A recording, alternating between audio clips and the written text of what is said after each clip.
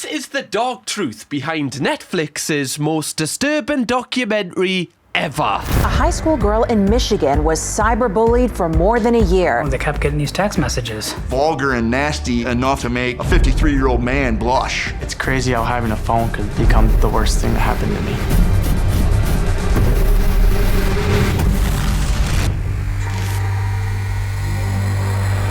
Hello, you gorgeous donut. Can you imagine if your phone was constantly buzzing, going ding, ding, ding with like text messages from a totally random number, and no matter how many times you try to block this number, it just won't stop. And here's the most disturbing thing. These aren't just some prank messages or some scam calls. These people know specific information about you that hardly anybody knows, and are using this information against you in the most sinister way. Well, that's exactly what happened to a small town teen in the centre of Netflix's new disturbing documentary, Unknown Number, The High School Catfish. This is one of the most disturbing pieces of media that Netflix has ever produced. What makes it worse is it's a total true story, and what takes this documentary to the next level is the shocking twist that happens halfway through. Trust me, you don't want to miss it. If you see this coming, genuinely, you need to put the lottery numbers on, because I had no idea. So I thought in this video we will break down what this documentary is about, all of the people that are featured in this documentary, why it's blowing up online and is #1 on Netflix, what this insane twist is, and just covering the deep and dark things that happen in this documentary, because honestly, it has literally left me speechless for the last few days. So get comfy, because we are about to break down the entire documentary. Let's get into it. Just before we move on, a quick word from today's video partner. Do you fancy a free case of wine? I can tell just looking at you, you do. Well, my friends at Wine52 have got you sorted with a free case of 3 wines from California. How posh. If you go to www.wine52.com/calmwine and just cover the postage, you will receive 3 unique wines that you can't get anywhere else. That is an offer that I wouldn't refuse. It's for free. We're giving it away. Wine52 is actually launched by a company we've worked for before, Beer52, which a lot of you have ordered from. Wine52 is actually the UK's fastest growing wine club. They showcase the icons of global winemaking alongside hidden gems, offering the very best wines you can possibly get. And this month is very special for Wine52 as they're venturing into North America and offering you some of the finest wines that California has to offer, man. California, right? What's better than that? One interesting thing about these Californian wines is they actually did a blind taste test with their French counterparts, and the Californian wine actually won. So what you say in France, right? Hold that L. Unlucky.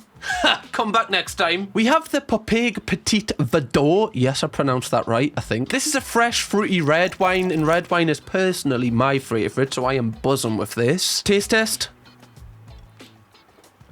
Yeah, unbelievable, fella. Unbelievable. I feel so sophisticated right now. That makes us feel like I'm a millionaire drinking that, I can't lie. The white wine they've given me is the Freestyle. Like, instantly, I love the branding of that. Like, that is so cool.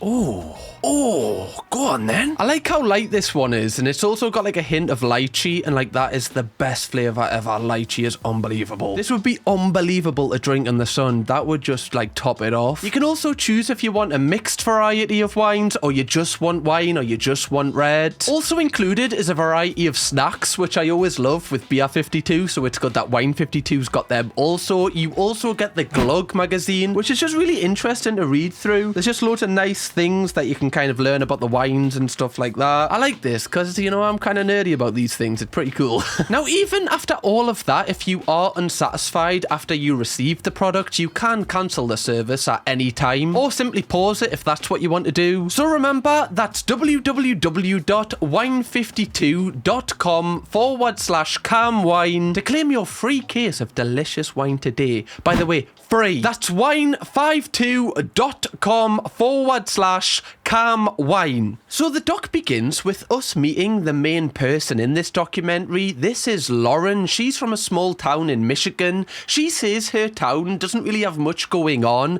Like, the biggest thing in their town is gossiping. Even the parents gossip about the children. Like, everyone's just a gossip in this town. Gossip Girl should have been set here. Okay, Blake Lively, you missed a trick. Bet you didn't think I knew about Gossip Girl, by the way, right? You should get familiar with my game.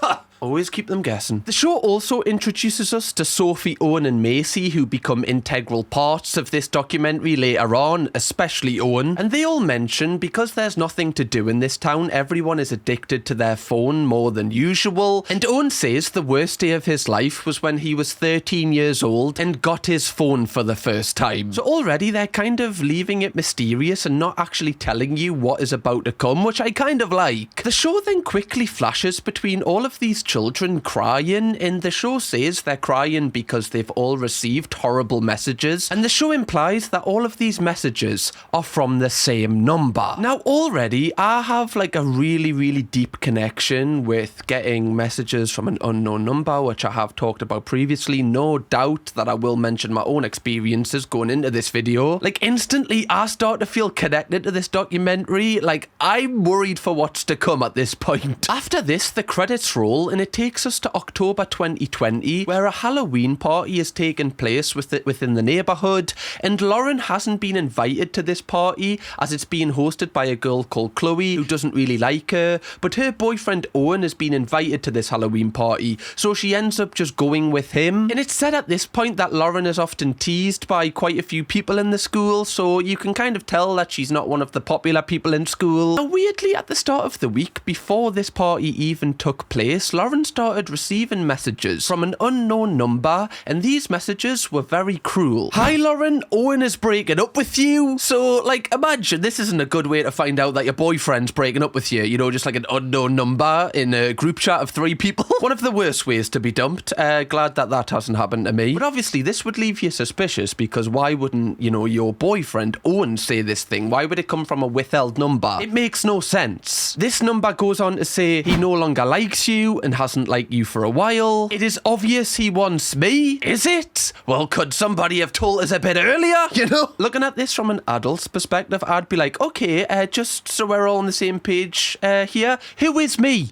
Right? I don't even have your number saved, love. He laughs, smiles, touches my hair. So clearly this person is trying to, you know, get at Lauren. For some reason, they don't like her, and they kind of want to drive a wedge between her and her boyfriend, Owen. Now, as a kid, like, this would be really shocking to read, because obviously when you're a child, like, you're not really exposed to all of the dangers of the world and that people could do something like this. I know all too well. They then go on to say, not sure what he told you, but he is coming to the Halloween party, and we are both down to fuck. Now, already this is kind of alarming, because these are children, you know, these are like 13, 14 years old. Like, why are you even really talking about that? Shagging at a Halloween party when you're 13, come on man, right? Just go trick-or-treating or something. Now, especially if you're Lauren and, you know, you haven't even really thought about doing that with your boyfriend, this is going to be, you know, extra shocking to read. Now, at this point, Lauren didn't actually think anything of the messages. She thought it was possibly just someone in her year that didn't really like her and wanted to get back at her for some reason. And these messages kind of stopped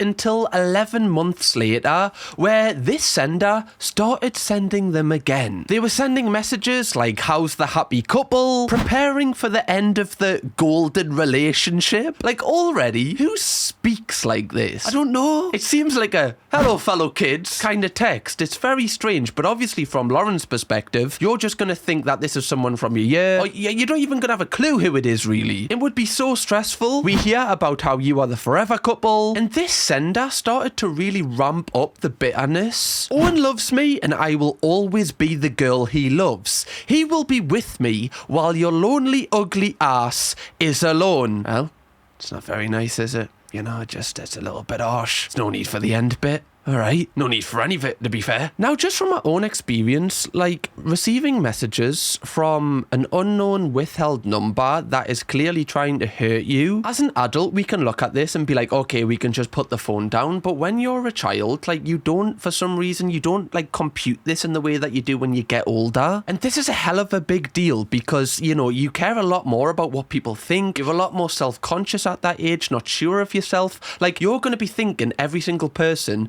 in this school is a suspect. Like, you could walk past the person that is sending these messages, and that drives you insane. It's not a case of just putting your phone down because, you know, kids spend their entire lives on their phone. They're constantly going to be getting notifications, especially from like a withheld number, because people could use apps to kind of change their numbers so you can never block that specific number. It's hell. Now, Lauren also goes on to say that this person would often call that Law, which is a nickname that only a couple of people know. Like, it can't be just a random person from the internet. So somebody personally is doing this to her, and that's what she needs to find out. Now, Lauren would often do tactics such as ringing them up as soon as they text to try and confront them about it. However, they would never answer and would often text afterwards saying, "Don't try and call me." And it's really upsetting because although we don't know Owen and Lauren, the show kind of does a compilation of their happy times, and you really feel connected to them because they're just two children that are together, and they're just like so wholesome, and it's just so sad that someone would want to kind of do this to these two people. Even their parents talk about how sweet they were together, which later on becomes very, very interesting. Okay, that's all I'm gonna say. Now, after this, Owen himself starts receiving messages from this unknown person. However, he actually tells his parents about it, which is an amazing thing because he could have just bottled this up and just kept this to himself, and it would have been so much worse. So I'm so happy to hear that he actually told someone. He also told Sophie and Macy, who we got introduced to in the intro, and often in these text messages there would be like certain things that they've talked about in their science class. So again, it shows that this person must be around them. Like, intricate things they would discuss in the class would get brought up in the messages. Like, not everybody can know this unless there's a wire attached to them. And again, I feel like this makes it worse because it puts you more on edge. Like, if it was somebody that is on the internet, like, you know, total, you know, just far away, that would be stressful. But the fact that they're in your everyday lives would just make you so much more on edge. Now, like I said, Owen luckily told his parents, and they actually went to the school to find out if something could be done about this, because obviously it's having such a huge toll on their child's mental health. And I love this, by the way, because this is like the protective nature of some of the parents in this doc. They're like, you know what, we're not just going to take this shit, we're going to try and sort it. And I know, like, when I was going through stuff, I really wish I told someone so I could have kind of halved the issue or just, you know, had someone to lean on. I'm so glad that Owen did this. It's so vital to the plot of this entire storyline, and it's important that the parents did this at this point because the messages were just getting worse and worse. You see, this is just cruel. Like, for what reason? What's the context to this? Like, obviously this is clearly playing into Lauren's insecurities here. Like, this is one of the worst things that you can say to someone, especially a young lass, you know, who's just very body conscious. So this person clearly is trying to hurt Lauren. Like, this is without doubt right now. Like, anybody just off face value can tell that this person really wants to ruin Lauren. And Lauren would say this made her extra self-conscious. Like, sometimes she wouldn't show up in Leggings because this person said she doesn't, like, nobody wants to see her butt or whatever. Do you know, just stupid stuff. So this is clearly having a huge impact on this girl's life, and this is something, like, we haven't even got to anything yet, but already this is going to have a lasting impact on her confidence when she grows up. The messages at this point would often be quite explicit as well. Owen and I down to suck finger. Now, when I first saw this, I was like, okay, this is horrific, but I also thought, what does that even mean? Is that what the kids are doing? Like, so... I'm kind of glad I don't know as well, you know. I'm glad I'm getting the ung status. But no matter what it means, like, saying this to like a 13, 14-year-old is just really, really strange. Even if the person who is this unknown, you know, sender is also 13 and 14. But it would be even more disturbing if it was somebody that's older. His dick and fingers, my pussy and mouth. So again, you know, I don't know why they speak like they're the Zodiac killer, like just trying to piece words together. It just kind of makes no sense. But I just keep thinking of this from Lauren's point of view. Like, imagine just opening up your phone and seeing like somebody writing all of this about your boyfriend and you have no idea who it is. Like, just put yourself in her shoes for just a second, like how gross you would feel, just how self-conscious you would feel, because you would often, like, I feel like you would also question your boyfriend at one point and be like, wait, is he actually doing this? Like, surely, logically, surely somebody wouldn't send this without substance, right? And then from Owen's point of view, if he's not actually doing this is going to ruin his life because, like, how can he you can't prove that he's not doing this. After this, a few of the school teachers come on the dock and they kind of talk about their first impressions of the messages. Most of them say, like, they were totally horrified and had never seen anything like this in their career. You dress like a, I don't even need to read this one out. This is just,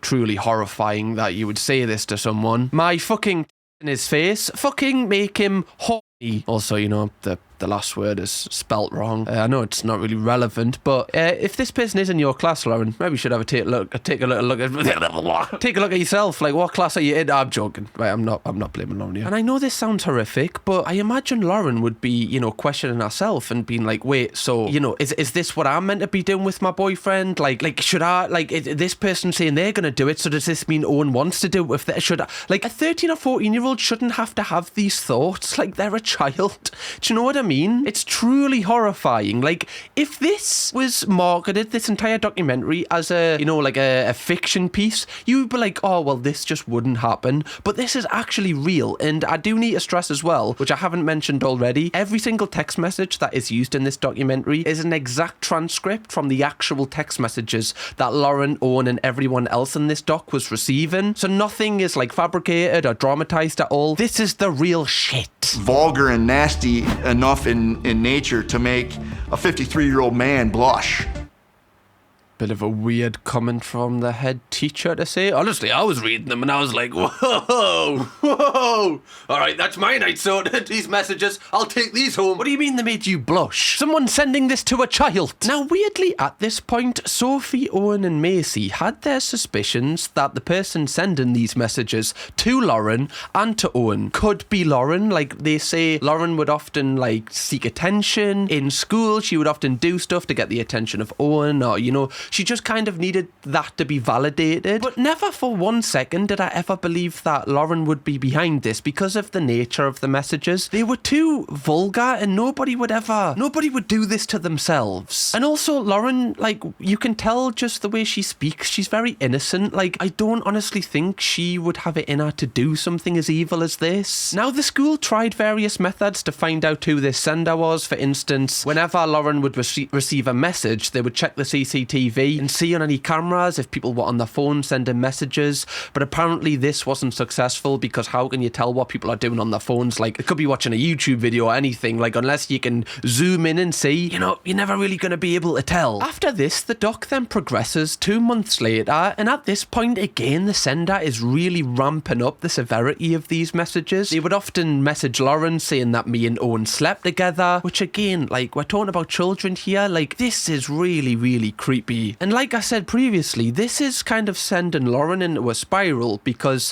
this person is constantly messaging her, which is stressful enough, but she's also got the stress of, thinking, wait, has Owen actually slept with this person? Like, because it's just so hard for us to get in the mindset of Lauren because she's so emotionally involved in the situation, whereas we can look at it from a logical point of view. You can't do that when you're the person in it. Like, it's so easy to say, oh, why didn't you do this? Or, like, you can't, because unless you're in the situation, then you don't have the full scope of what it's like and how stressful and how this ruins your life. Now, at this point, it was all too much for Owen, and he said that he wanted to break up with Lauren, so him and Lauren went their separate ways. He just couldn't take it anymore, and you know what?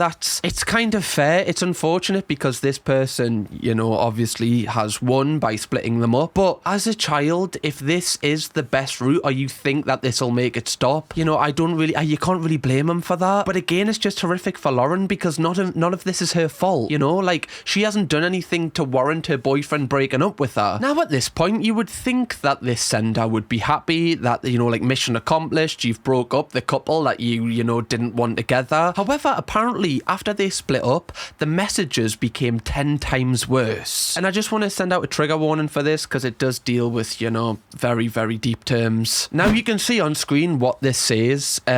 Obviously, the worst thing that you can ever say to someone, you know, especially a child after they've split up with, you know, their partner who they've been with for quite a while, and we know how intense, you know, relationships can be when you're in school from your point of view. Clearly, the person sending these messages has no empathy for Lauren whatsoever. They're not even treating Lauren like a human. And this becomes so important later on when we find out who this person is. Now, I don't want to keep bringing this video back to my own experience because, you know, I'm not the subject here, it's the documentary. But I do feel like I have a unique experience on various things that we're covering here. So just quickly, for people that haven't seen this video that I did, from the age of 11, I was actually groomed, it's horrible to say, but by a catfish, by an unknown person. And they would often say to me, they would threaten me that if I didn't do certain things for them, sexually, whatever it was, they would release stuff, they would threaten me, and on numerous occasions they actually told me, you know,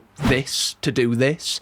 And I was someone that kind of suffered with you know, mental health, just feeling down, just feeling, you know, worthless, just feeling like, you know, you're not important. And messages like this, like especially as a child, like it can make you consider things. And it makes you like validate negative emotions you've got in your mind. And it's almost like, okay, this emotion that I feel about myself is getting validated by somebody else. Surely it must be true. Now, I know saying this as an adult, when you've got a fresh perspective on a situation where you're not emotionally involved, it's so easy to be like, well, you know, just ignore what this person says. But again, it comes back to being emotionally involved. It's so much harder when it's you in that situation. And I really do feel for Lauren during all of this. And it only gets worse from here. Now, after receiving messages like this, I think Lauren was kind of sick of it and was done with it. She stopped replying. She stopped giving the sender what they wanted, like a reaction. So the sender would ramp up the pressure and would threaten physical violence. So they would often say, like, if you don't unalive yourself, we're going to do it to you, which obviously is a clear threat. And they haven't ever threatened this before. So this kind of breaks a new barrier in Lauren's kind of, you know, emotional state, that she's actually in physical danger now. This isn't just like a text message online thing anymore. Now, at this point, the police actually got involved. Luckily, you know, they should have got in a lot earlier, but, you know, I'm glad they've kind of helped at this point. And again, it's just a little bit more help for Lauren because she needs all the help and the you know, just the maximum amount of people to rely on in this situation. Because I know myself, when you don't tell anybody and you just keep it to yourself, the problem is just so much worse. So that is the one positive of this entire documentary, that these children told people. They didn't bottle it up. Now, the police found a message where the sender was basically bragging about how much better they were at basketball than Lauren. They said Lauren was terrible. They would often say, like, what scores that they'd achieved in certain games. So already we can kind of track this and be like, okay, they said they scored 12 here. Which student scored 12 on this day? And we can kind of question this person. Just a lead, okay? It's like the first lead the police have got with this. Now, they actually tracked this down to a girl called Chloe. Now, Chloe was the person at the start of the video that had a Halloween party. Chloe doesn't like Lauren. Her and Lauren just don't see eye to eye. Lauren talks about this, that they've never been friends. Chloe's quite close to Owen. Lauren says that, you know, Chloe didn't like Lauren because, you know, Lauren and Owen were together. I'm even confused myself here, but you get the picture. Like, there's some jealousy in this, and apparently Chloe wasn't a very nice person to, like, other people in the school. Like, some people called her a bully. That's not me saying it, that's just what the documentary says. So already, like, you know, we're painting a picture about this girl that possibly she could be a suspect for sending these messages. So the police took Chloe in to talk to her, and Chloe said that she didn't even know the situation was kind of taking place to the length that it was, you know, going on. She didn't know about all of these messages. And when I'm watching her, I do believe her at this point because she just kind of seems really sincere with it. They also bring in some of Chloe's friends who were in the friendship group, and they kind of see if their stories match up, and they all do. Some of the other parents were worried because Chloe's dad's a police officer, so they were thinking maybe Chloe's dad could bury this and kind of let her off the hook. But at this point, I was positive that wasn't the case at all. I don't believe Chloe would do that with, like, knowing her dad's a police officer. Like, you know, like, it just doesn't add up to me. And it's a little bit too obvious. Like, it's too early in the doc to figure this entire thing out. Now, even after Chloe was cleared, some of the parents didn't believe she was totally in the clear. Jill, Owen's mum, actually posed as Owen on Owen's phone and was messaging Chloe, like, kind of sending really bad messages, threatening her that she needs to come out with what she's done, which obviously is bad because that's an adult basically posing as a child to, intimidate another child. Now, obviously, I'm not, justifying that behaviour at all, but it just shows the mental state that these parents are in. Like, their children are in danger and they're willing to go to these lengths to find out who this person is. And it comes back to the fact that everyone is acting on pure emotion here. Like, this is such an emotionally fueled situation. I can't imagine what it would have been like to be in. It must be so frustrating. We then get our first interview with Chloe, and she talks about how her and her family went on holiday to Florida, and when she was in Florida, these messages were still happening, and the police managed to trace these messages to Florida. So obviously this just makes her look so guilty, because like, why would the messages now be coming from Florida? Either she's sending the messages, or the person sending the messages knows Chloe's in Florida and is using a VPN that is located in Florida to frame her, which again is like, we're getting into really high level territory here. The person sending these messages clearly has an IT background, or knows, it's like tech savvy. I know a lot of people watching this will be like, calm, like setting up a VPN's really easy, but still, like, you still have to know a little bit about the internet to be able to do things like that. So the police had enough evidence at this point to search Chloe's phone, but they found nothing. So again, she was in the clear. But one really spooky thing happened at this moment, as the sender of these messages would acknowledge that Chloe's phone had been taken. Bitches, I talked police yesterday, then they kept my phone and searched it, copied it, found nothing bad. Now at this point, I was thinking, they're trying too hard to frame Chloe here. Like, the Florida thing, okay, if you left it at that, possibly people can kind of just, infer that it's Chloe.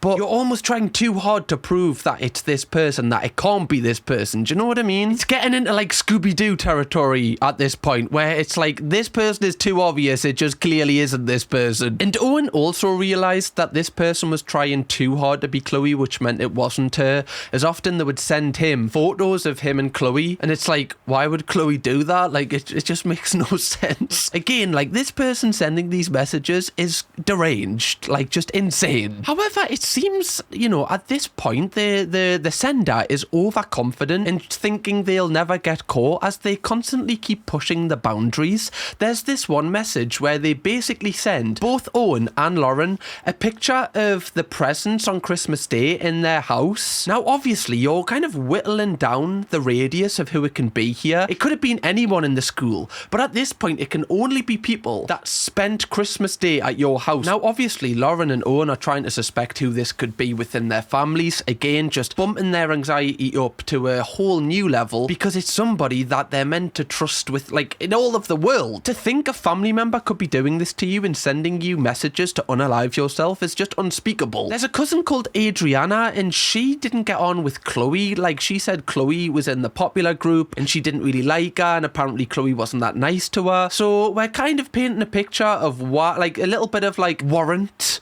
of why Adriana might have tried to frame Chloe for this. Still no reason behind why she would send these messages to Owen and Lauren, though. We do get an interview with Adriana, and she talks about like how the police really interrogated her and they weren't that nice to her, and her opinion on police has changed since. But she gets cleared of any wrongdoing. Like, she had nothing to do with this, and it's really sad that she kind of got interrogated because people were nasty to her in school and she was part of this family. She was the main suspect. Like, I feel so bad for her, bless her. Again, she's a child. Like, a child having to go through this when they've done nothing wrong, like, that stays with you. And it just shows at this point, it's not just Lauren, it's not just Owen, it's not just Chloe that's being affected here. Loads of children are being affected by this one person's messages. Clearly this person lacks any empathy at all for children. We then get to see some messages Lauren sends back to the sender, basically giving up and saying, look, you've took everything away from us, just what do you want, I'll give you it, just please stop harassing us. And they don't stop. Now at this point, it gets even darker as Owen actually moves away because he's got some sort of sporting event. Now, whilst he's away in a total different town, which is, far away from Michigan where he is, he starts seeing a girl, they become boyfriend and girlfriend, and after a couple of days, the mom of his new girlfriend gets a message from an unknown sender. Like, what? Who is this?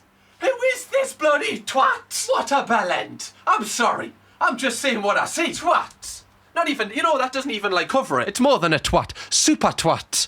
Right? Wish that was a button on Tinder if you were single, right? Nah, super twat him. Obviously, I'm joking here, but can you imagine, Owen's perspective? It's almost like he's trapped. Like, this person clearly feels like this ownership over him, as if, like, he can't be anyone else's if he's not mine, but they make no kind of...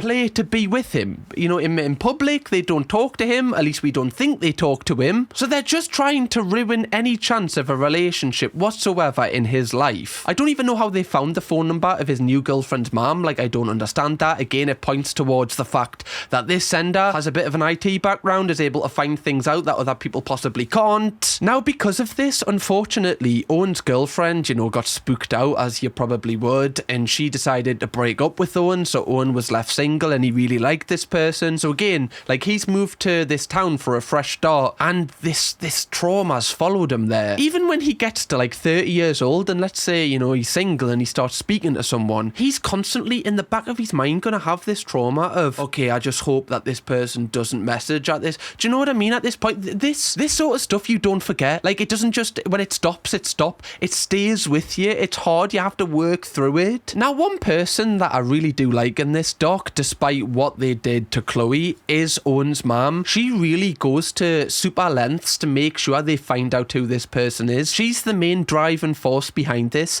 and if she wasn't told about this situation, I doubt they would have ever found out who the sender was. Because at this point, the police have kind of given up with the investigation. They just tell everyone involved to get a new number and hope it goes away. But Jill, Owen's mom, doesn't settle for that. She actually pushes the police to get the FBI involved, and they do. And this is where everything changes. So the FBI agent manages to find out that the person who is sending these messages from unknown numbers is using this app, which is a random number generator, which is why they can't, previously blocked the one number, because they just use another one. And after finding out what this app was called, he contacted the app. He found out that the account had two numbers that were owned by Verizon, which is basically like, in the UK, that would probably be like EE, it's a phone number provider. So he then asks Jill to send every single number of like everyone they know, and he's going to try and match it to these two numbers. And one number keeps coming up consistently. And when I tell you whose number this is, you won't believe it unless you've seen the doc, and then you'll just be like, yeah, Cam, I've literally seen this before you. But if you haven't, you won't believe it. Okay? I feel like I can't even tell you. I just need to play it so you just get it in all its rawness. Just quickly before we proceed with the documentary, 54.3% of you watching this video are not subscribed. We are currently on the hunt to get 1 million donuts on this channel. So if you want to be in the best community on the internet and be able to say that you were here before we hit 1 million donuts, press subscribe now. You'll have plenty of videos like this to binge watch when you're bored. Right? It makes sense. You know it does. Lauren's mom, Kendra. Fuck off. You're joking. Not a chance. Not our Kendra. You fucking what? Honestly, I'm so glad I've wore a hoodie because I've got goosebumps. Genuinely. Like, I don't have much hairs on my arms, but the hairs that are up. Right? Her own mother. Yes. You heard that right. Bearing in mind some of the text messages that I've read out to you. Her own mother. Sorry, just if you didn't hear. One more time. Her own mother. Like, what? If you wrote a fiction piece about this, you wouldn't believe it. She's been in the documentary doing interviews. Like, she's been talking, and I've been thinking, oh, God, bless her soul. Like, imagine your daughter going through this. It's your bloody mother. It's the mother doing it. I felt sorry for you, love. You've manipulated me, you have. You bastard, you. Sorry for me foul language, guys, but it's worth it. How are you going to say to your daughter, oh yeah, like, I've sucked off your boyfriend? We're talking about children here, just in case you forgot. I need to say, You know. Now, we are going to find out how this all unfolds, but at this point I'm thinking, why would she agree to be in the documentary? Why is she giving interviews? A lot of the times in Netflix documentaries, the villain, I guess, the criminal in it, doesn't get to have their piece said. They often just kind of have flashes of interviews and everyone's talking about it. But this person has been in it from the start and has been treated like every other parent has. Now, obviously, when this information was relayed to everyone involved, they didn't believe believe that it actually was her. Same with me. I was like, yeah, okay, like, this is probably a misunderstanding. They're framing her as well. Now, we are going to see later on if it is actually Kendra and if she does confess to this. But before we see that, various people who are involved in the case, like, question Kendra's behaviour during all of this. The police sheriff says that Kendra would ring all of the time asking for an update, wanted to know, like, intricate details of the case, what certain people were doing during all of it, which makes sense because, you know, this sender knew everything. Like, you know, when Chloe got took in for questioning and had her phone took off her, this person knew. So it would make sense that it's someone who was getting a lot of inside information. And the head teacher of the school also said that Kendra was involved in every aspect that she could possibly be involved in within the school. So whenever there was like a play or there was like, you know, some sort of celebration, she would ask to help. So obviously she'll get a good relationship with all of the students and she's just very much in the community. So it's almost like, you know, this is a long-term plan. She's tried to integrate us. Integrate? That's a word, right? Is it? Ah, fuck that. Into the community so that everyone suspects her as like a nice, normal person, but in reality, you know, she's like a Trojan horse. She's actually like a devil in disguise, allegedly, so far. So the police spend about a month or two gathering some information and evidence, so they eventually get a warrant to search her home, which obviously is where Lauren lives as well. And what is really good for the documentary is the officer actually wears a body cam, so you get the full unfiltered footage of this happening, which, by the way, is absolutely mental that they've managed to, you know, post this on Netflix. And when they reveal who are the information that they have and how they know it's possibly her reaction, like, initially is very telling. We come up with some stuff that comes back to you. What do you mean? The message is coming and originating from you. No. Like, again, I don't know how you would react in this situation if you were innocent or guilty, like if you're emotionally involved. But if someone accuses you of sending your daughter messages telling her to unalive herself, and the explicit ones, I don't think my reaction would be, nah. I would be like, no, you idiot. Who's feeding you this information? You bloody fool. Actually, is that too? So I don't know how I'd react now. I'm questioning myself. You know what? I wouldn't do it in the first place. So I'd just react naturally, I guess. But it's very telling initially. Like, this is all I needed to know when I seen this body cam footage. My number? Yep. Does it have to do with Owen? Now, I'm not a body language expert, okay, but one thing that people often do when they're lying or they're thinking of something to say, they like look to the left, you know, like that's something. Every reaction she's doing, she's kind of thinking of something that she can say, you know, like an avoidance thing. Even the way that she reacted, asking what the information was that the police had, so she didn't incriminate herself. She was like, oh, what is the information? Like, she's not really giving anything away initially. She just wants to know what they know to see if she can kind of get out of it. Now, even at this point, okay, I'm still not convinced that it's her, because I'm thinking, like, from a just a normal person's perspective, a mother wouldn't do this to her. It just doesn't. I can't compute it in my head. Like, you know, if you're a seasoned donor on this channel, I always try and see things from everyone's point of view, and I'm like, maybe this is why they did it. I'm really struggling to understand why. Later on in this documentary, she gives her reasons. But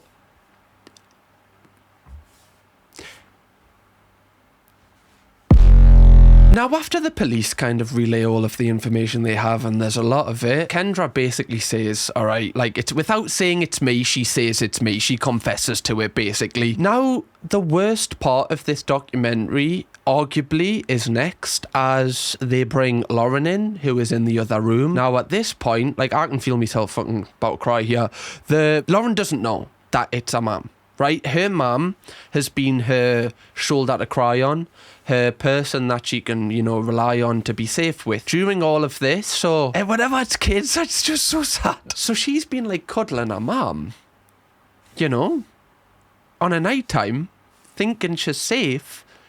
Yet the person, the villain, the person that is doing all of this to her is the very person she's cuddling.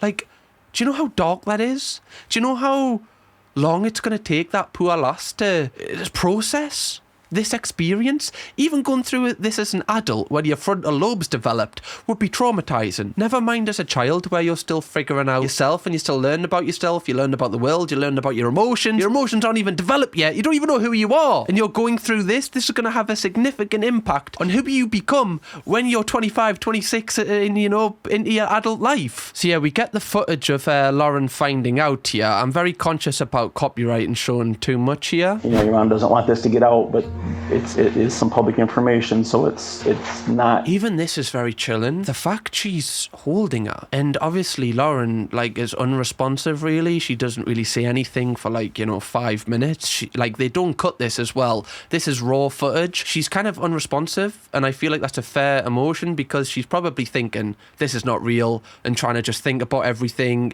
She's kind of just blank-faced. I think we all would be in this situation. But I think the more telling thing is the way that Kendra acts. She goes over to Lauren and clearly she still feels really protective over her. Now, anybody watching this would kind of infer that somebody that tells her daughter to unalive herself is not a protective mother. Quite the opposite, actually. When I initially seen this, and this is just my point of view, now when I saw the way that Kendra reacted here, this is just my opinion, this is not fact, but I got the impression that Kendra was kind of, isolating Lauren away from everyone in her life. She didn't want that to be with anyone else. She wanted her to be so sad and upset and not even wanting to leave the house. So Kendra basically was our only person. So Kendra felt important. So Kendra had this kind of, purpose that she had to take care of her daughter, even though she was the one that was doing all of the nasty stuff to her. We've seen cases like this in the past with, for instance, Gypsy Rose, where, her mother convinced her that she was ill. She was just, she couldn't do things by herself. This is a thing that happens when parents want to feel loved and want that, extra, appreciation for the job that they do. It drives some parents insane. There's a term for it. I know the word, but I forgot it. I'm sure someone will let us know in the comments. This is called something. And the reason I'm just saying this is because I am trying my best to see this from all points of view, because, at the end of the day, Kendra, even though she's acted like a monster, she's a human being. There's thought. She's done this for a specific reason. She hasn't done this for no reason. There's something in her brain that has made her want to do this to her own daughter. Another thing which is heartbreaking is when Lauren's dad turns up and finds out the information that it's his wife that's been doing this. I believe at this point, Kendra and Sean, Lauren's dad, actually had split up and Sean's living away. So it could be argued also that Kendra kind of drove Lauren's dad away from her. She wanted her all to herself. But yeah, Sean, Lauren's dad's reaction is honestly heartbreaking. I can't imagine what that must be like, because this is equally, traumatizing for him, because it's his, wife doing it to his daughter right under his nose and he had no idea. And I know some people might be thinking surely you would know, but I feel like you wouldn't. You wouldn't even think it could be the person that you love most in the world would do it to the person that she brought into the world.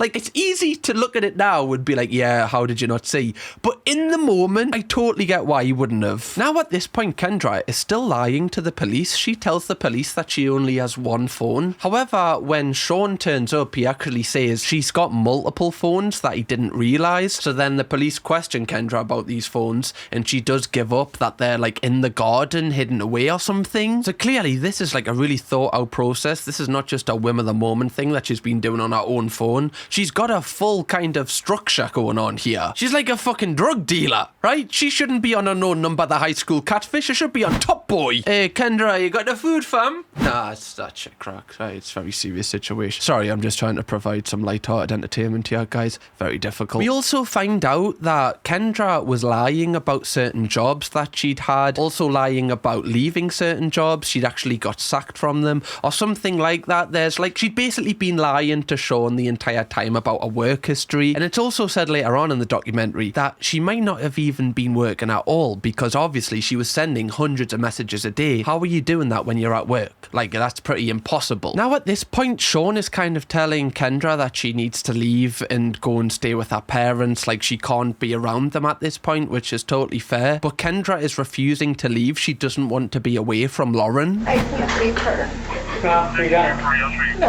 Now, I don't think she's being performative here. I really don't. I actually strangely think that she's, you know, she actually is obsessed with her daughter in terms of, like, she almost sees her as, you know, just like a part of her. Like, I know, like, a lot of mothers will see that, but I mean, like, more intensely. You get what I'm trying to say. It's almost like nobody else can have a daughter but her, and it's like an addiction that a daughter must rely on her. Like, you can see it in her face here. She's realising what she's actually done and the fact she's going to be torn away from her daughter. And what just really blows me away about this entire documentary at this point is Kendra is in interviews just talking.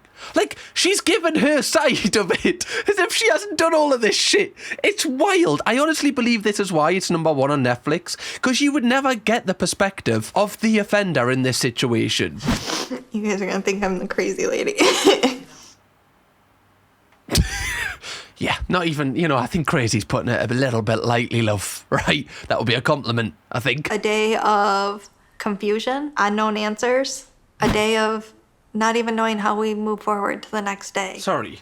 It was a day of confusion and shock. That's what you do. You know, maybe if you know, I don't know, the dog has a shite in the house, or you get robbed, or I don't know, right? Someone's cutting your grass and they're faint on the grass. Maybe that would have a little bit of confusion and shock. Why is he even cutting the grass in the first place? You know, not this. This isn't just confusion and shock. It's a bloody family crime, love. Come on. But at the same time, it was an end. Now that's very telling, because it's almost like, you know, she couldn't stop herself doing this. Like, no matter how hard she tried, like, the only way this was ever going to stop is if this happens. It was never going to come off her own accord. She would have to have been stopped, which also is even more alarming, because if it was never stopped, how far would it go?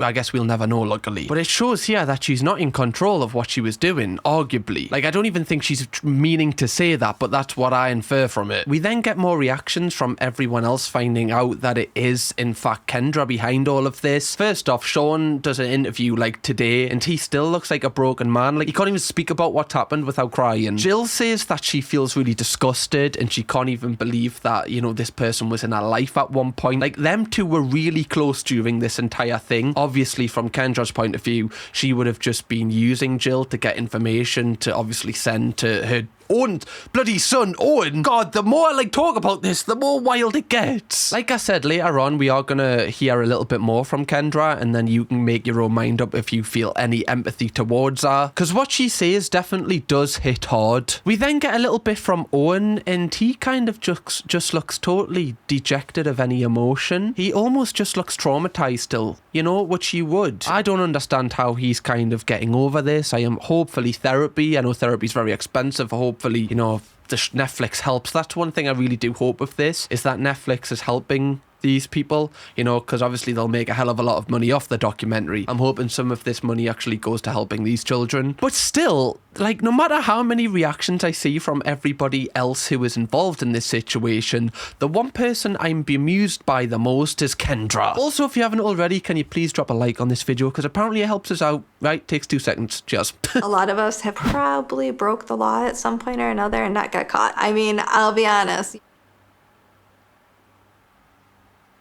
Are you alright, love? Really? Are you taking the piss out of me? Let's just talk. Are you taking the piss? Surely. It's got to be a little bit of rage bait, that, surely. I'm not falling for that. It's what you want. You're not getting a clip out of me, love. Oh, yeah, you know, we've all broke the law. Yeah, okay. I've skipped the bus. I've went on the bus without paying for it, right? And then jumped off at the next stop. I've done that. I'll admit, lock us away. But I tell you one thing I haven't done is catfished me own daughter and taught her to unalive herself. What? That's not just something that you do. You know? Oh yeah, we've all done things that we regret. Oh yeah, like telling your daughter's boyfriend that he belongs to you and nobody else. Yeah, we've all done that, haven't we? Yeah. Oh yeah, just a Saturday night for me. Yeah. What the fuck?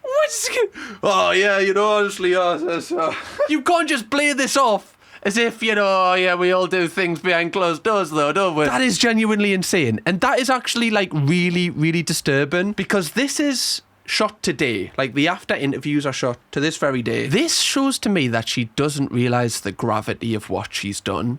She doesn't realise the trauma that she's just inflicted on lots of kids. Not just her own daughter, not just Owen. Also Chloe, who got accused of it. Like, you know, that'll stick with her. The cousin who got accused, was it Annalise? That'll stick with her, like getting interrogated by the police. That'll, you know, have ramifications for our future. Her own husband, the mothers of all these other children. Like, you have impacted so many people's lives in a negative way. And I know I'm being harsh here, but you need to take responsibility for that and not play it off as if it's just a thing that, you know, just happens. It's interesting because the show takes a turn into us kind of learning about Kendra as a child and, you know, up until this point where she's done this, trying to insinuate why she could have done this or provide any more, you know, clarity on her personality prior to this happening. Her own sister does say that she always wanted attention, like every single moment. Like if our sister was talking to you right now, she would be dancing over there trying to get your attention. Like she craved that kind of validation from people.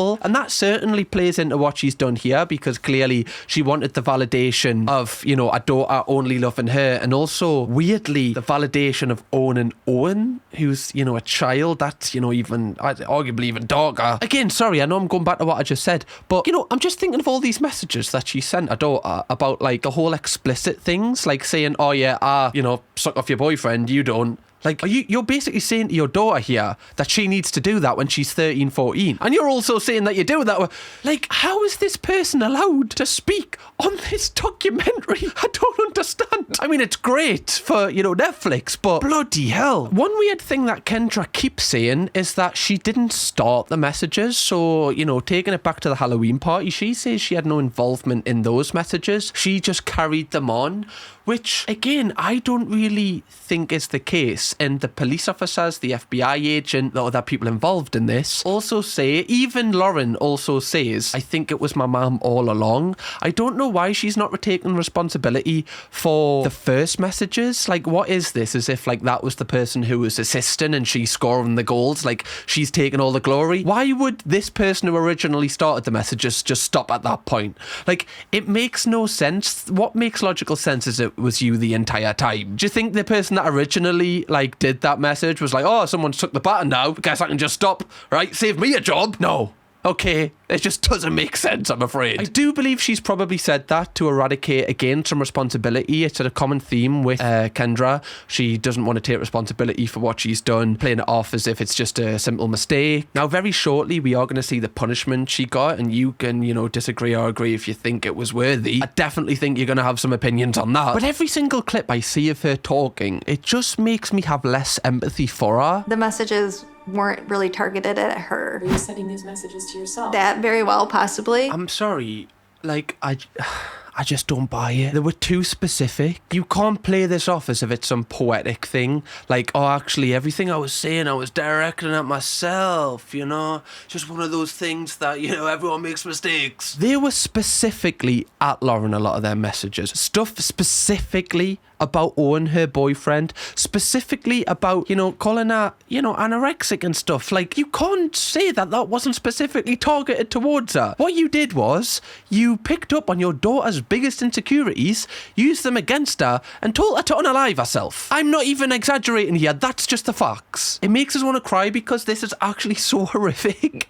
And she doesn't realise it, which is the most horrific thing. And I think possibly the darkest thing she says is the interviewer asks her, like, why did you tell Lauren to unalive herself? Did you actually ever think that she would do that? And Kendra replies, no, I was certain that she wouldn't. Along those lines, that's what she said. And that really, like, I paused the documentary at that point because I was like, oh my God, you know, she doesn't actually realise how deep it is the thing she was saying. Like, the stuff she was saying to her own daughter, you know, many people might not have been strong enough to get through that. She said that she knows her daughter and she knows she wouldn't do that.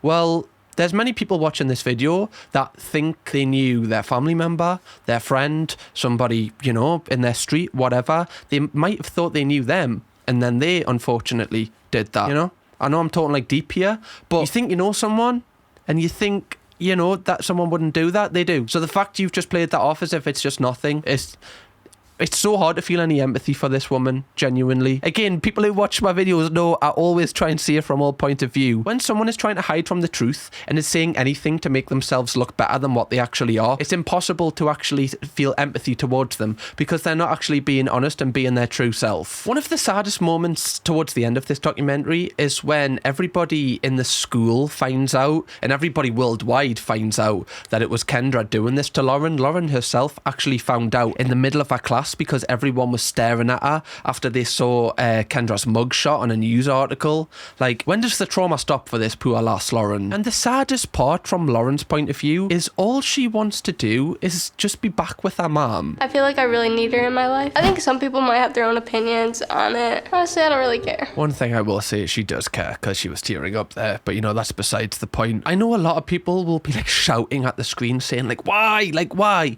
But a trauma bond is a real thing, and you know, people, when they're in a relationship with someone, they can get cheated on like 10 times, but they'll still go back to that person because they love them, or they feel like they love them, and they feel like they can't be without them, because that person may be so manipulative that they've made this person feel like they can't survive without them in their lives. Now, that's a relationship where you two have just met like 3-4 years ago. Can you imagine having this from birth? Like, this person from birth has made you believe that you can't survive without them. Of course, like, if you're separated from them, all you're going to want is just to be back with them, because it's all you know and it's all you've ever been told. You've been manipulated your whole life to, you know, believe that you can't survive without this person. So I totally understand why she wants to be back with her mum, and it's a total fair, like, comment from her. I just feel so sorry for Lauren, and I hope that this time apart, if, you know, which we're going to see later on, helps with her just becoming like independent, figuring out that she can actually stand on her own 2 feet, figuring out that there's people in her life that care for her besides her mum, and she actually, you know, can have her mum as an addition in her life if she chooses, but she doesn't rely on her. Wow, we're getting deep today. We're getting deep. But I'm enjoying this as much as it's so disturbing because it's so interesting. The doc then shows the footage from the court where basically Kendra is getting charged with the stalking of 2 minors, obviously her own daughter and Owen, because, you know, she really, really stalked him. Now, how long do you think she got for this and, you know, everything else that she said? I was thinking it's got to be like 5+ years, just especially, you know, with the whole kids thing. She got 19 months, or she was sentenced to 19 months, which obviously isn't even 2 years. And the trauma that everyone, especially Owen and, you know, like, you know, the other kids in this situation, they're going to have that for a lifetime. And her punishment is 19 months. Like, to me, that doesn't feel long enough, in my opinion. That just feels... It's like, it's not a holiday, but you know what I mean? It's like not even 2 years. Like, what? And with good behaviour, you shave months off that. It just doesn't, again, make it sink in how bad this actually is. Now, again, I'd love to hear your opinion on that. That's my opinion. Some people might be like, she shouldn't deserve prison time at all. Maybe someone out there is thinking that. I just find that really, really strange. And again, all of my opinions in this, you know, you might not agree with, and that is totally fine. Like, that's the whole point of doing this video. You know, I want to hear everyone's opinions. So just be respectful with them in the comments, obviously, because it's a very, very emotional topic, and I have been through this as well. So, you know, it's just emotional. Okay, I'm trying to keep it together. Okay, so just give us a little bit of leeway with this. Now, Lauren actually says that she has kind of forgiven her mother. She's just put what her mother's done to the side, and she hopes one day to, you know, reconcile their relationship. The update as of today is that they have not talked. Apparently part of Kendra's plea deal is that she can't make contact with her daughter, yet in their separate interviews they say they can't wait for the day that they, you know, speak again, which, you know, nobody can kind of step in their way, I guess, but I really, really hope that it's on Lauren's terms and not Kendra's terms, because the doc shows messages from Kendra communicating with Lauren while she's inside, and the messages are like very just trying to get a grip on her. Like, they're very just, you didn't say love you. She says love you like 100 times, like love. It's very like smothering her, and it's almost like a guilt thing. Like, if I just smother her, she'll be like, okay, like my mom like appreciates us and loves us still. Like, you know what I mean? She's trying to get her claws back in, even though they're apart. And again, I'm very conscious. Like, I am talking about real people here, so I don't want to be too, you know, I don't want to be too parasocial here, you know, because the people, you know, especially Lauren, she could watch this. I just want to be as empathetic as possible, but I just really hope that Lauren is okay, as okay as she can be, obviously. The doc then ends with a few comments from Kendra. Kendra has one more, I don't want to say, she has one more reason why she believes she's done this. She talks about how she was SA'd at 17, and she says that she didn't want Lauren when she was getting to that age to experience that, so she did all of this as a way to protect her, which again, you know, obviously it's horrific that Kendra's been through that, and that is a life altering experience, which, you know, she's going to be recovering from and have PTSD from. But I know this sounds, I can't see the correlation between that happening to you and then you inflicting this much pain on your own daughter. Surely there's a better way to protect your daughter. Surely, you know, this isn't the way. She also goes on to say a few more reasons why she thinks this has occurred. Honestly, nothing of note that I want to say. Various times throughout this documentary, she's kind of used various excuses, or like, I don't even think they're excuses in her head. I think she's trying to figure out why she's done it herself and she doesn't know. I still think she hasn't processed what's happened here. The fact she agreed to even be on this documentary says to me that she doesn't even think this is that bad of a thing. She can just walk into a production room and just talk about it as if it was just like a holiday she once had. And yeah, the doc then ends with Lauren saying that hopefully one day her and her mom will, you know, have a relationship again. I think it would just be a relief to see her, but like also hard. We both know we're with each other no matter what. This is one of the wildest, I think this is the wildest piece of media we've ever covered on this channel. Like, I know we've done wild wife swap episodes, kitchen nightmares, okay, but this, I can't believe that this actually happened and has been documented on Netflix. It's wild. And that is the end of this documentary. I did want to consider some questions with you in the comments. Like, do you think this documentary helps or hinders the entire situation?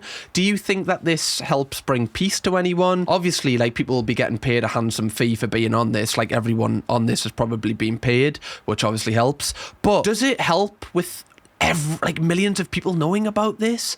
I don't know if it does personally. I don't really understand the reason why certain people have came on this documentary. I do realise why a lot of them have. But for Lauren, now everybody else knows about a trauma. Maybe for her, from her point of view, it being out there is what she wanted, and now she doesn't have to hide anything. That might be her way of dealing with it. Everyone deals with trauma in a different way. Hopefully it is that, because I really wish the best for her. And also, if you have any negative opinions on her, like with her reasonings to see her mum again, just be kind in the comments, because like I said, when you're emotionally involved in a situation, it's totally different to seeing it from a fresh perspective. Another thing I want to consider is, what was the actual point of this documentary? Like, obviously, it's on Netflix, so it's meant to entertain. It's meant to be, you know, it was interesting. I really enjoyed it.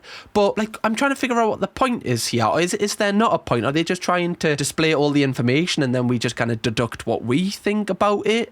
I'm just trying to consider, like, especially from Kendra, like, should she have been allowed to be on this documentary? Like, from your point of view? Obviously, it makes the documentary a lot more layered because we get her perspective, which is great for the overall aspect of it. But does she deserve to have her voice heard? Because she didn't actually, to me, she didn't actually offer anything that made me change my opinion on her. I don't think. At all. But overall, I thought the doc was like really well produced, and every single person that worked on this documentary honestly is like supremely talented and should be really proud of like what they've produced here, because honestly this was one of the best things I've seen this year. Now, just a current update, Lauren's dad, Sean, actually has full custody of Lauren to this day, and them two have a really strong bond, which is really good, because, you know, Sean could have easily have went off the rails and kind of, you know, been selfish and just got drunk or whatever, but he stood up, and, you know, I know this is the bare minimum, but it is really nice that he's been there for Lauren, because she needs it. She needs a parent in her life that is a parent, not someone that is just trying to gain selfishly off her. And like I said, Kendra is currently, you know, just waiting for the moment that she can get back into Lauren's life. And hopefully, like I said, it's when Lauren wants to. But I feel like Kendra is going to be selfish because it's her nature and she's just going to do what she wants to do. But yeah, Donuts, I hope you've enjoyed my coverage of this. Hopefully I've given a fresh perspective with my own experiences on this. I didn't want to talk too much about it because I end up just crying and getting upset. Just being real. But yeah, if you can drop a like on this video, it means a lot to me. Apparently helps us out. And also, if you want to watch me cover another documentary that Netflix produced, click this video right here or watch a brand new video from me right here. See you later, Donuts, in the next one. Bye-bye.